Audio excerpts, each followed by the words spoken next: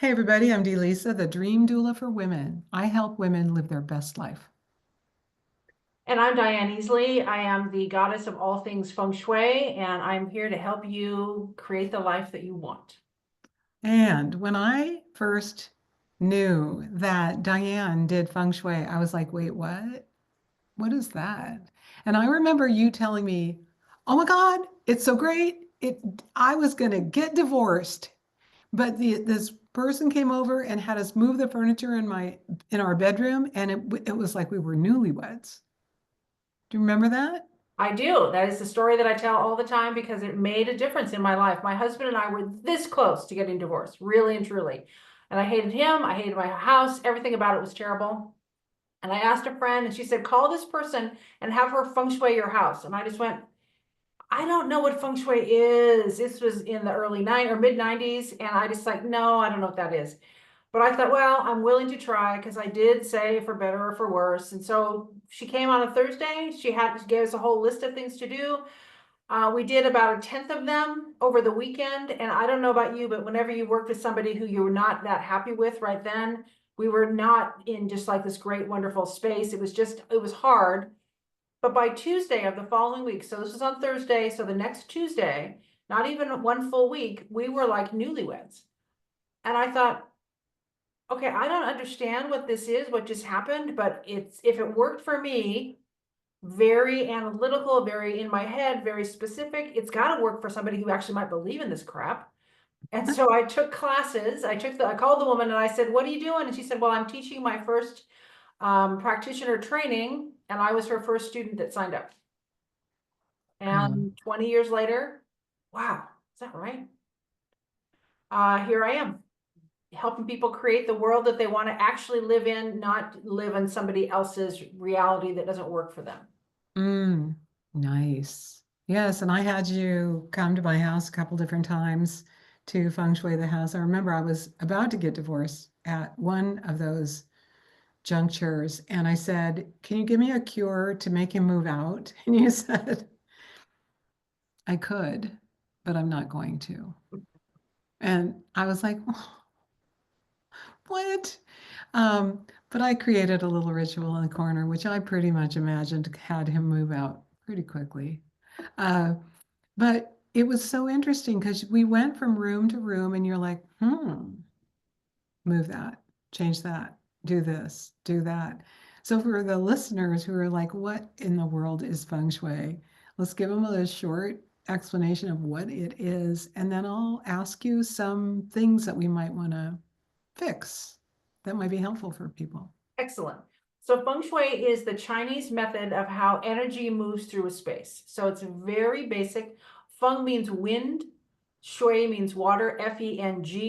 It means wind, Shui means water. And I know that I am not pronouncing it correctly in Chinese. I just know that. And I have come to myself with it. It's perfectly fine. So I always say, however you pronounce it is fine. Don't get yourself too hung up on the semantics of it. But basically, it's the energy that moves through a space. And so how you live in your home affects how you feel. And so if your space has things and pathways for ease and graciousness in your life, you will feel more at ease and feel more gracious. And so it just is a really good way. And one of the things that I have found is that every culture has a version of feng shui. We all want to live comfortably in our spaces. Nobody really wants to live in tiny little spaces that don't fit, that you feel cramped all the time. You want to have some comfort in your own space. And so every culture has a way to helps each other live comfortably. Yeah, which makes me think of the Danish word that's gone around in the recent years that kind of went viral, the hygge, Mm-hmm, spelled mm-hmm. Hygge. Hygge means cozy. Yeah, and so it's just if we let ourselves not get stuck on it's supposed to look this way, Mm. then it frees you up to have it look and feel the way that feels cozy for you. Because things that are cozy for one person might not be cozy and comfortable for another person. And people for a long time were kind of like, oh, Feng Shui is all about getting things minimalist and nothing around. And that is 100% not true if that is not your own style. So as Right. long as you, if you like all the things that you see around you, then that's Feng Shui. That's Higa. It's fine. But it's not what you might think or what your listeners might want to do might not be what I want. And so there are no, I mean, there's hard, fast rules, but kind of more suggestions, let's say. Then there are like how do you feel? What do you like? And you know it, I think, if you ever have a feng shui practitioner come to your office or your home and start showing them around the room, you already know what you don't like because it's like, oh, yeah, and then I mean to put that box of stuff away. Or that always bugs me, a trip on it. Or the door, what's all the stuff behind the door? So do remember you came to the real estate office and we taught the real estate brokers how to be more prosperous with a short feng shui class. And one of the things you told us was if you sit down at your desk, you should imagine you're wearing a big ball gown with a full skirt. And you should be able to sit down and then turn around and your skirt fits underneath the desk without any impediments. There's not stuff under there. There's not, I mean, back in the day, I think we used to have our computer pieces underneath the desk. Mm-hmm, But mm-hmm. or people would store boxes and this and that. Do you remember a particular agent's office that was a disaster? Yes, I do. Because you said we took you into that room and you're like, oh my goodness, you really should clean this up. And she did. I mean, her desk was piled with papers. She said, I know where everything is in there. And you said, do you? And underneath her desk, there were boxes and files, and there were chairs in her office, but you couldn't sit on them because they had things piled on them. And she found when she cleaned out her desk and everything around it, she found a check for $11,000 that she had never cashed.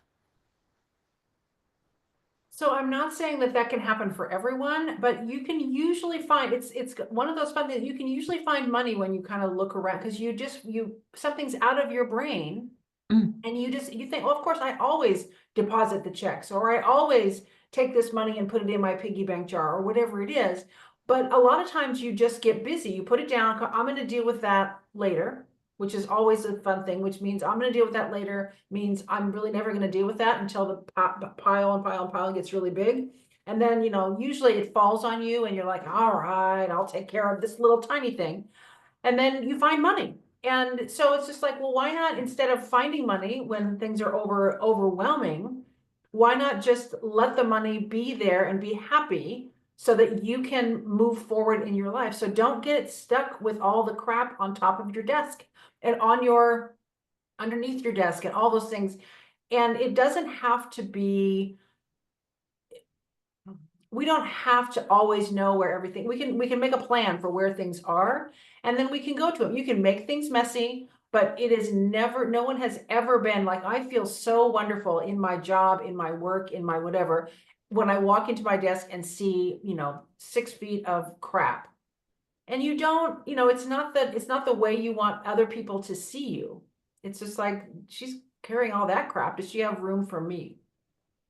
Yeah. What kind of advice do you have people who work from home now?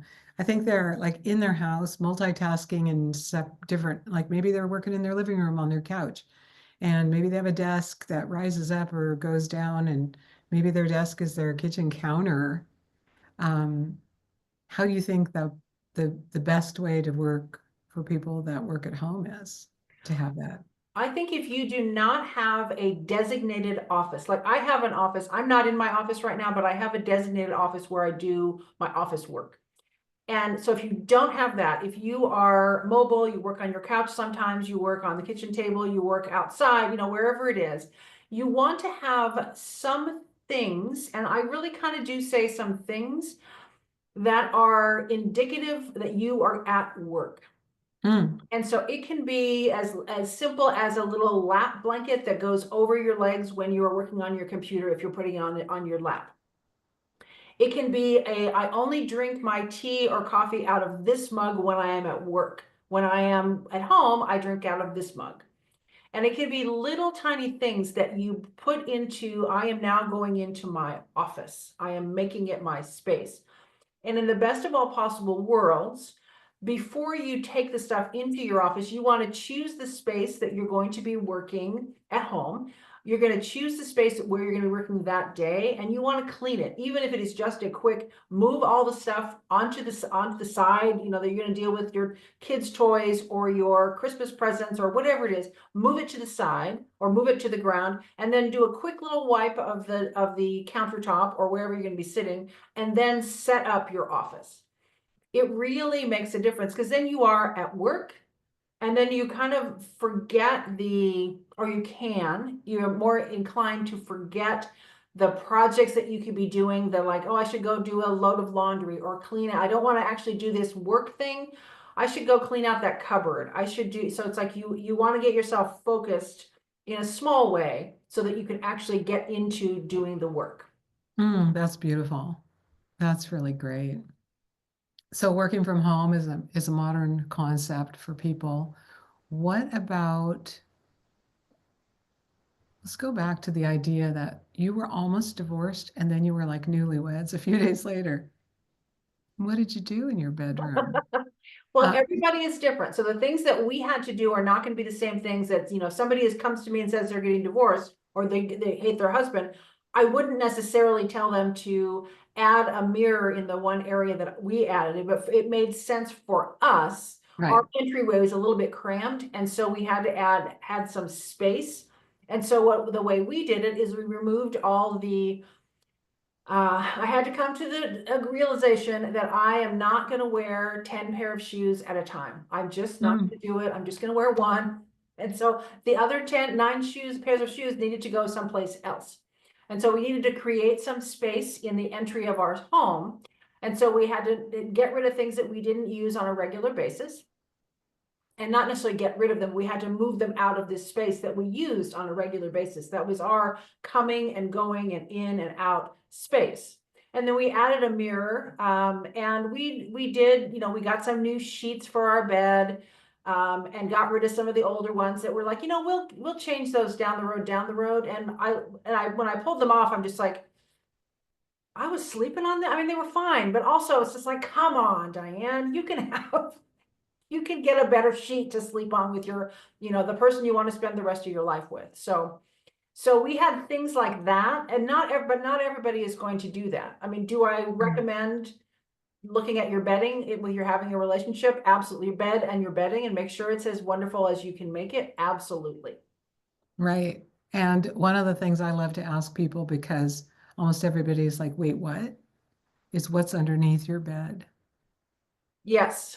And I always say to people, it's just like, you want to have underneath your bed and in your bedroom, if we do nothing else, you don't do any feng shui or any energetic movement of anything, anyplace else, do it in your bedroom. And you want to make sure that the things that are in your bedroom are only the things that really enhance your life, because you want to be able to rest. You want to be able to go deep. And so if you have underneath your bed, and you can have things like, I don't know, out of season clothing, that's fine. You can have extra blankets, that's fine. But you don't want to have a box of old love letters from, past relationships. You don't want to have, and I'm going to say this because I had one client who was always getting into relationships with people who were a little kind of violent. It wasn't, nothing really happened, but they were a little, and she was just like, I don't understand it. I am the nicest person. She was so lovely. And I was just like, and so we were walking around and we went and looked underneath her bed, and there was her gun safe underneath the bed. Luckily, it was all locked up and everything.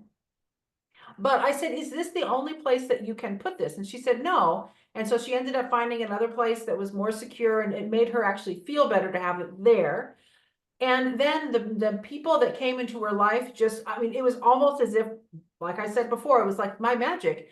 That the people who came into her life and the people that she ended up having a long-term relationship with was also, he had guns too, but he had them not underneath the bed, in a different place. And so it is that the things that are underneath your bed do affect you. If you have old love letters from somebody and they're beautiful, wonderful, and they're wonderful, but it's like, Why have the person who's sleeping next to you have that competition when you Yeah. are your most vulnerable, you're most sleeping? So, and I'm going to tell everybody this right now. I know that you think that you're going to use your Stairmaster or your whatever the things are, the exercise things in your room. They need to be used for something more than just hanging your clothes on. So move them out of the bedroom. Just get them out. Do the exercise someplace else. The exercise equipment. What do you Yeah, think about TVs in the bedroom? I do not like them. I think that it'd be like people say to me, well, I actually go to sleep with the TV on. And that can be potential, but it basically connects you to the outside world when you are at your most vulnerable, when you need to be the most deep into your own personal rejuvenation and nourishment, and you're still kind of connected to the outside world. And so I highly recommend that you remove all televisions from you. And we have phones now. If you have to have your phone in your room, the information can be there. But it's like if you can move the television out, and if that is my personal, that's what I do personally. That's what I recommend to all my clients. If you absolutely can't, and you just are, I can't do it. It breaks your heart some way. Then I want people to promise me that they will get up after they've finished watching TV or whatever at the end of the time, turn it off, and then they will go and put a fabric or something that covers the television so they can't see it while they're sleeping. That will help a tiny bit. Okay, I love that idea. I used that before. I put a beautiful shawl over the TV when you're not watching it. Yeah.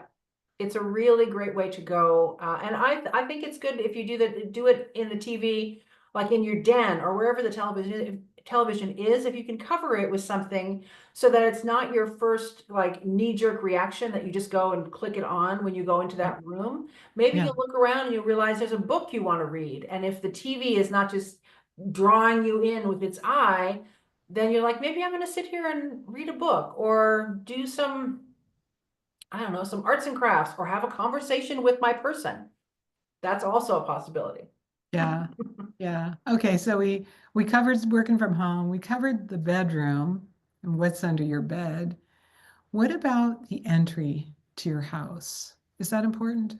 The entry to your house is one of the most important things because it's the way that you come and go. And many people say to me, well, I just come into the garage or I come through the back door. And it's just like, so the front porch, the front door, the front entry has to do with how you are seen from outside and how you want to be perceived and how you want to bring the outside into your space and how you want to bring your best self out into the world. Mm, And so it is a really, really wonderful thing I mean, I'm out on my front porch all the time, sweeping and just keeping all the dust off. It's not every day. You might come right now and there's leaves and stuff on the front porch, but the front porch has to do with your outside being in the world. And so you want to make everything work. You want to make the key actually turn in the lock and not have to be fiddling with it and worrying about it all the time. You want to be able to have the walkway from the sidewalk coming up. You want to have that to be clear, and the plants can die. I'm not saying you can't have any dead plants, but as they die, take them out of the way from the entrance from the street to your home. And yeah, then you come inside, and inside your entry, you want to have it, and it is again back to that ball gown thing. And I use this ball gown thing just as a way because most people can visualize what it is. I'm not saying everybody has to get a ball gown and put it on, but just imagine your arms out, a little more space, and everything that you touch isn't going to grab on you and just and hurt you in any way. And so the same when you walk into an entryway, it doesn't have to be a grand entryway. Like the first house that my husband and I were living in, the entryway was probably, I don't know, it might have been 5 feet from the door to the entry to the first wall, maybe 6. So it doesn't have to be a big, huge space, but you want to have it be that it's clear. So the door opens all the way that it can, all the way open or all the way closed. And it is as clear as possible from stuff. In the best of all possible worlds, you would have some kind of a rug or a mat or something to kind of ground you in the space when you first walk in. so that you know that this is now, you are moving from outside to inside. And so it's a way to kind of take a deep breath, relax, and come fully home instead of just racing in. And what about people that come in the back door, the side door, the garage door? So same thing. And so when you come into the side door and the back door and the garage door, it's the same ideas. And also what I want you to do is promise at least once a week, you walk from your, or you, however you get from your car around, to and enter and exit your house through the front door at least once a week. Okay. Yeah. Yeah. So those people that are like, no, I drive in the garage and then go up the stairs and then I'm home. Yeah. To like, yeah, go in the front door. Go in the That front way door. you can see.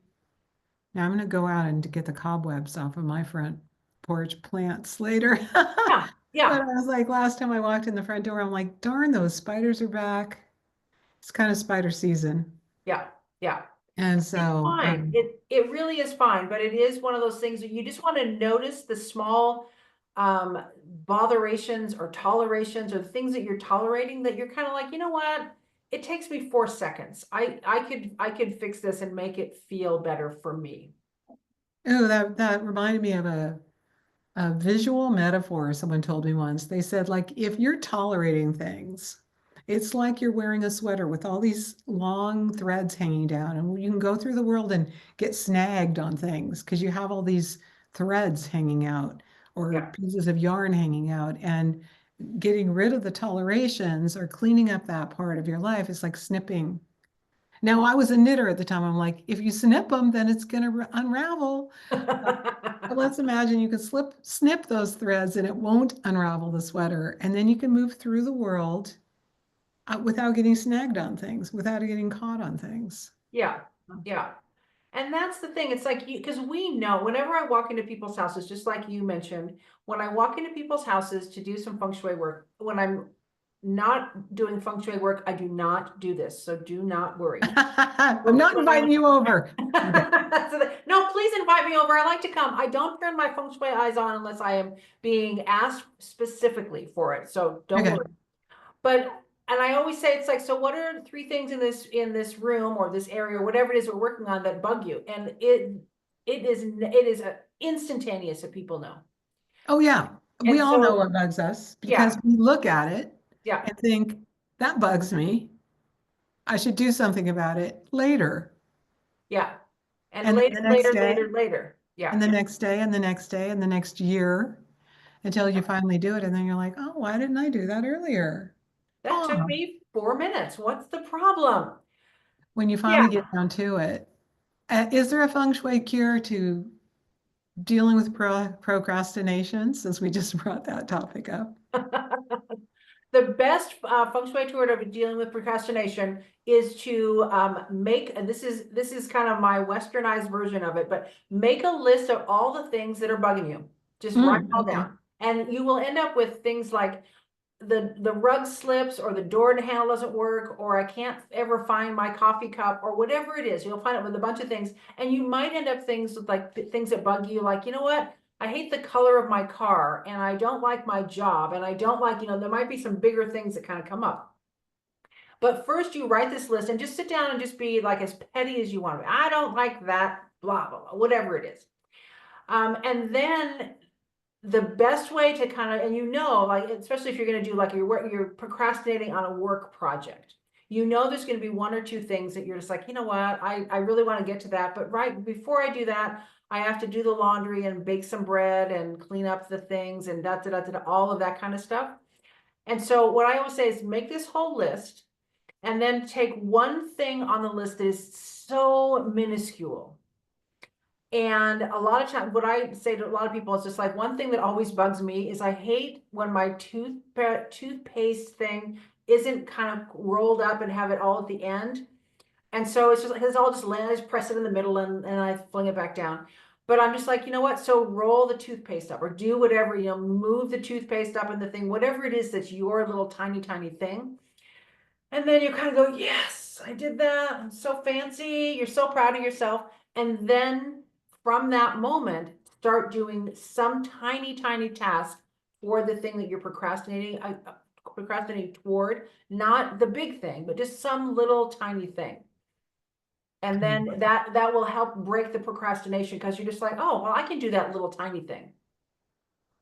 Yeah, because you rolled up the toothpaste tube or whatever Yeah. that other tiny thing was. I Yeah, love little that. tiny thing. Yeah. Baby steps. Really tiny baby step. And I'll tell you a quick story about my husband. We were in our second house by this time, and I was learning Feng Shui, and I was very excited about it. Things were happening. And I said, you know what you should do? Do this and this and this and this and this in your office. And he's just like, no. And I was just like, yeah, but it'll work. It'll be really good. And no. And he was, nope, not doing it, not doing it, not doing it. And I thought, but weren't you with me at the last house? And then we sold the house and we were fell in love. And he's like, I'm not doing it. And I thought, okay, I guess it's my job to do my own work. And so I just let him do his thing. I didn't do anything. And I just did all the stuff that I knew that I was telling him to do, that I was just like, well, I don't want to do it in my house. It's hard. I don't want to. But I did my own work. And one day I walked up the top of the stairs, and he had a jar, pretty big jar of rubber bands. And he was going through them one by one, checking to see if they're still elastic or whatever it is. And he was putting some away and keeping some over. And I walked up and I thought, well, he's gone off the deep end. I don't know what's happened. And I said, so what are you doing? What's happening? And he said, oh, I'm going through a rubber band jar just to make sure that, I have what I need. And I said, oh, okay. And I walked away and I thought, well, for better or for worse, fine. Okay, whatever. And 2 weeks later, I walked up the steps and his office was pristine. All the stuff that I had said to do this and this and this and this and this and this, and he's like, no, I'm not doing it. And I realized that everyone has a rubber band jar. There has to be that one thing that you have to do to make yourself feel like you're ready to tackle the big projects. And so it doesn't, yes, maybe it's your toothpaste, maybe it's your rubber bands. It can be a really, really small thing, but really focus on it fully, completely in your space. And that will break the log jams in pretty much anything. It'll break a lot of log jams in procrastination or, trying to figure out ways to make more money, whatever. It's just like, do those things with really good intention and things will shift for you. Oh, I love that so much. Plus, you once told me that if I wanted to, uh, spoiler alert, Diane and I both met each other when we were real estate brokers in Seattle. So one day she said, here's how you get a new client or, get more abundance in your business. Go to your desk and clean, move, dust and put back, get rid of how many things? 9. 9 things with the intention that you're cleaning up the space to create room in your life for more abundance or another client. So moving 9 things. And what you said to me was, it has never failed me. I get to number 9 and the phone rings. Absolutely. And it's one of those things that it's the simplest thing, because it comes back to that same thing. If you don't do that, you'll end up putting more worries, more tolerations on, and then your desk gets fuller and fuller and fuller and fuller. And if you really are looking at these things, it's like it's 9 things to begin with. What I always tell everybody, in the best of all possible worlds, if you want to have a big change, do 81 things, move 81 things, because that's a big, huge change. And everybody kind of goes, oh no, that's too much. It's just like, well, I thought you said you wanted a big change in your life. Let's figure out a big change. And I'm also very gracious to kind of say, just start with 9. And then, 9, and keep doing 9 a day, 9 different ones a day if you possibly can. It'll really make a difference for you. But it has never failed. Whenever I need an answer to a question, a new client to call me, or and anything I need, I always just start at one end of my desk and go around to the other end. And by the time I'm done, I always have an answer, a new client, a new idea, the log jam that has been in my brain about some book that I'm writing or whatever will have shifted. It makes a huge difference. And so to be clear, that would be, you'd look at your desk and say, oh, it's a pen. I'm putting it in the pen jar. That Yes. would be number one. Oh, it's the blush brush that I dust off my keyboard with, putting that with my pens. That's number two. Or maybe there's something you want to keep on your desk and you just take it and wash it and dry it and put it back. Yes. And so the pen, you try and make sure it works before you put it in there. Got it. And you wipe it off too, because it's got gunk on, your fingers or whatever. And same with you blow off the computer brush or whatever. So you kind of do a little kind of mini cleaning with them all, because there's dust everywhere. There's just, I wish there was no, I mean, I don't know. I don't know how science works, but I wish there was no dust, but it's probably here for a reason. But there is, so you just want to clean up things a little bit at a time, because things just they kind of get stuck in places. Mm. And so you want to, so that is it. So if you have just basically moved 3 things in however long that was, not even a minute. Right. Yeah. Yeah. Yeah. And the fact that you said things get stuck, I reached over to the window ledge the other day to pick something up and it was actually stuck there a little bit. And I was like, how does that, was it wet when I put it down? Like, how did it get stuck there? It's not stuck there anymore. But I thought, ooh, this is fascinating. Yeah. Yeah, and things get stuck. And what happens in the Feng Shui world, when things are stuck, the things around you are stuck, then you don't have the fluidity to move.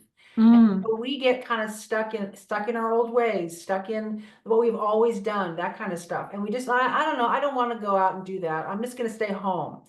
And I'm a huge introvert, so always a big fan of staying home. But also, it's just like I want to also go out and do things. And if the stuff that's around you is just holding you in place, because you put that thing on the windowsill and it was probably perfectly dry and everything was fine. And then, there's moisture in the air, things happen, and then dust falls down, and then just things don't move. And then things just kind of create a little bit of a, a magnet, I guess, to keep it down. yeah. And Yeah. so the more that you can kind of move things around, and in the best of all possible worlds, I want you to move things that if you wanted to make really big change, move things that haven't been moved in a year. And that means like sometimes people have like bookcases. And so I was like, well, that's the wall the bookcases go on. It's just like, yeah, but if you can clean everything off the bookcase and then move it at a quarter of an inch to the right or the left or forward or backward for this next year, that's a huge it's a change. And so do those types of things if you possibly can, and everybody can. I used to love to move the furniture around in my house when I was married, and it made my husband crazy. Yeah. He liked everything to stay the same. He said one day, you should move into a house, you should put your furniture somewhere, and you should leave it. And I was like, no, you should move it around when you want new stuff. And it was an interesting, let's move things, let's keep it the same. So, what if you're with a partner who doesn't like change, but I guess that would be when you'd move something a quarter inch. Yes. And so the thing that ends up happening is you want to do things. I mean, I am not a big fan of let's burn the whole thing down and start over. It's like, you know Mm. what? I've created the life that I want, the things that are around. I think they're in good shape. I don't want to have to build a new house in order to.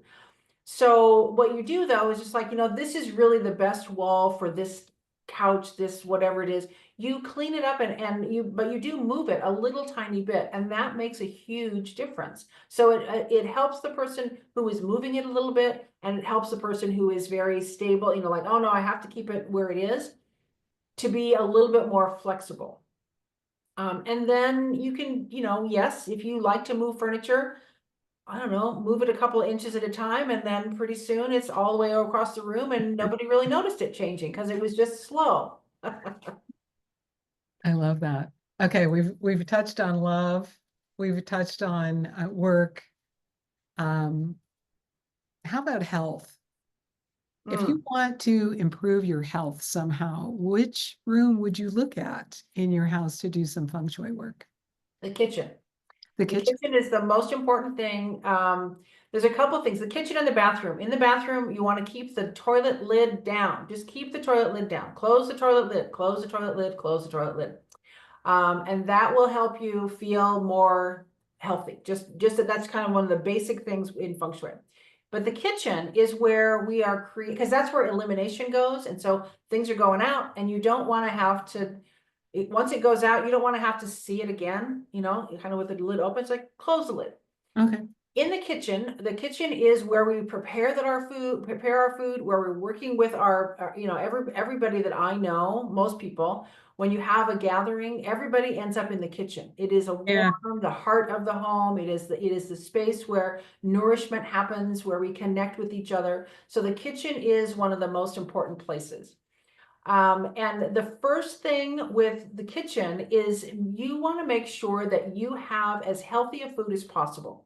It does not, I'm not saying you have to only buy organic that was, grown from, none of that. It has to just be really, really good, healthy food.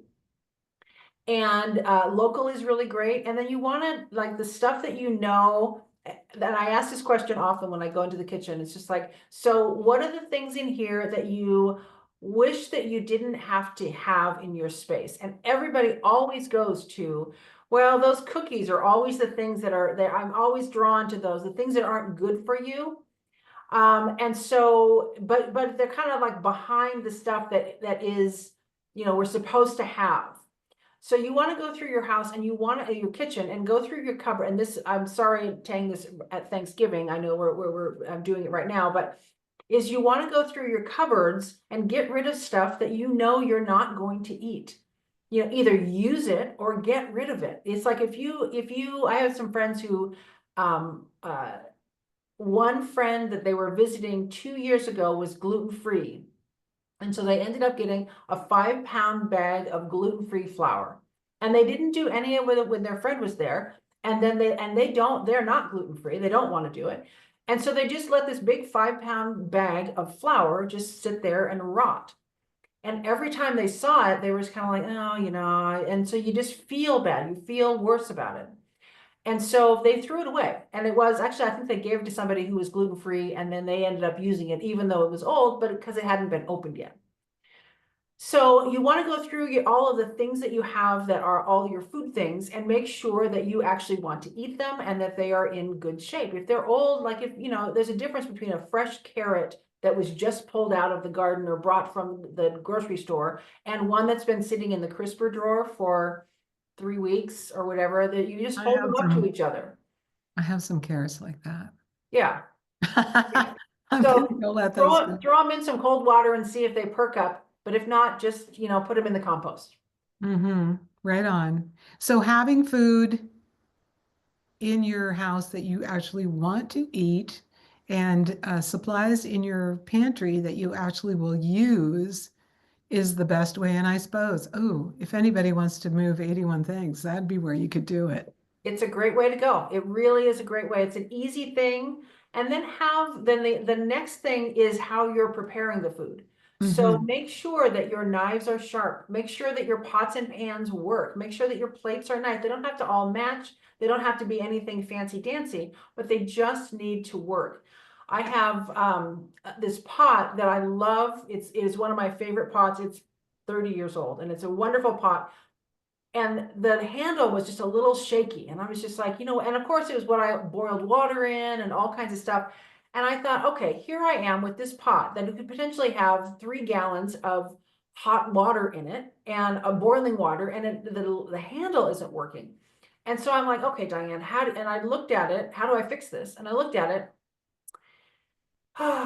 It was a screw that it was loose. And so I had to just do 2 seconds with the screw and straighten it up, and it was perfectly fine. And so it's those types of things. Have your things be as good as they possibly can, and take care of them. And Mm-hmm. it's one of those things, because with the things that you're creating, because you're creating nourishment for yourself, every time you put it together, you're either thinking, oh, I'm feeling really good, or oh, I got to deal with this crappy stuff. And the more crappy stuff goes into the food and then into your system. So have it be wonderful and what you want to eat all the time. And I'm not saying you can't have cookies and you can't have all the things, have it, but just really be thoughtful about, I want to have the best that I can have. That's beautiful. And I know a lot of young people that live that way. They're into organic, the freshest food, they buy it at the farmer's market. And I'm pretty sure when they look around their kitchens, they're enthusiastically happy about what they're going to cook. They're also young, and the people I know that have the most vibrant, healthy bodies. Yeah, So it's yeah. definitely a connection there. There's a big connection. And, when you look at it and, yes, and there are times when all of us have eaten a can of soup over the sink. I mean, it doesn't have to be anything fancy, but if you're going to be putting something in your body that you want your body to work with you for the rest of your life, why not do something that is yummy? It doesn't have to be a lot of hard work. I mean, go to Trader Joe's and get some stuff. I mean, it's not fancy, but go to some place where it has food that's already prepared if you want to, or just really wonderful things that really make you happy. And that will just begin on a really small level, but it's a consistent thing that will make you healthier as you go through life. Oh, beautiful.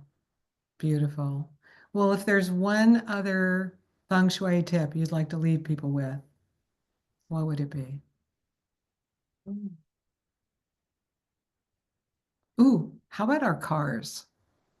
Oh, your cars. So your cars have to do again with how you move through the world, not again, but how you move through the world. And so if you have, and everybody has their cars, the stuff in the cars all the time. It's no, you can use your car for what it is for, but I always say, if you pack it in, pack it out. So don't leave a lot of cups and stuff, garbage in your car, because then you're kind of filling up your life and how you're moving through the world with garbage. And so the more you can clean it out on a regular basis, I'm not saying you have to clean it out every day, but I'm saying clean it out on a regular basis. The trunk, the glove compartment, the little containers that are around, just keep it as clean as possible. With the caveat that, life happens. But you want to be able, life happens and you can have a messy car sometimes. But if that is your going always, you are creating more a downward spiral for yourself. And so why do that? Just stop doing that. I mean, really try to make your car, if it is something that you use on a regular basis, try to make it as you as possible. How about that?